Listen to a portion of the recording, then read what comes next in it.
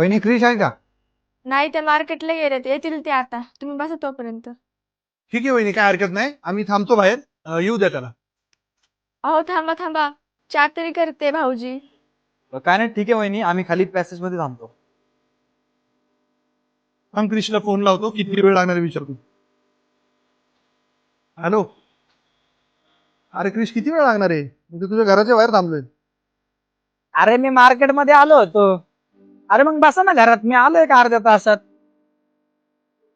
नाही नाही, घरात कसं जाणार, हे वेळ आहे का?